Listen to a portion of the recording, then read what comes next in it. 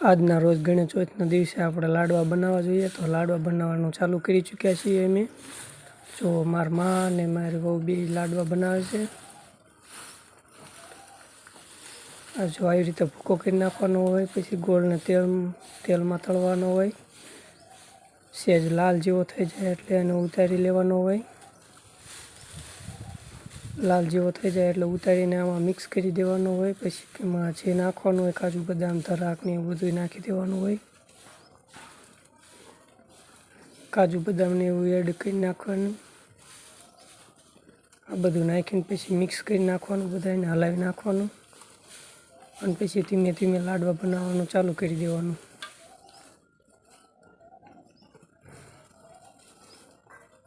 તો જો હવે લાડવા બનાવવાનું ચાલુ થઈ ચૂક્યું છે. જો લાડવા બનાવે છે ગણપતિ બાપાના. આ જો પહેલો લાડવો બની ચૂક્યો છે.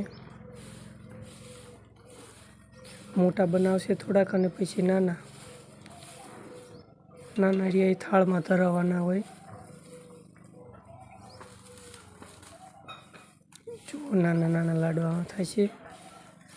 જે ગણપતિ બાપાને આપણે જમાડવાના હોય એમાં મેકવાના હોય.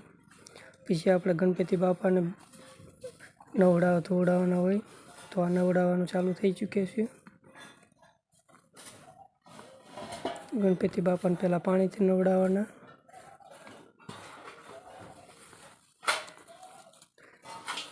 પછી ગાયના દૂધથી નવડાવવાના.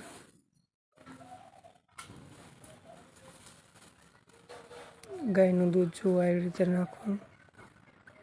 ધીમે ગાયના દૂધથી નવડાવી લેવાના. પછી કંકુથી નવડાવવાના.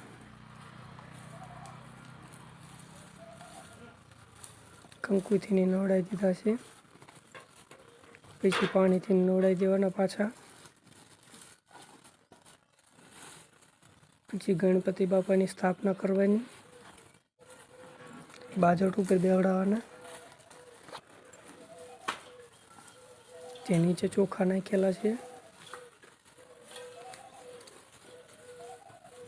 પછી ચાંદલો કરવાનો.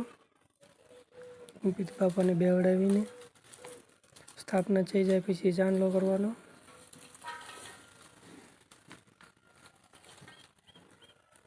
પછી લાડવાને ધરાવી દેવી, દીવાબત્તી કરી નાખવી. થાળ ધરાવી દેવી, હવન કરી નાખવી, દીવોને એવું કરી નાખવી. પગે લાગી લેવી. પછી જે દૂધ ને પાણી ને એવું હતું એ મિક્સ કરીને આપણે તુલસી માના ચારામાં ચડાવી દેવાનું. તુલસી માના ચારાને ચડાવી દેવાનું. તો બોલો ગણપતિ બાપાની જય.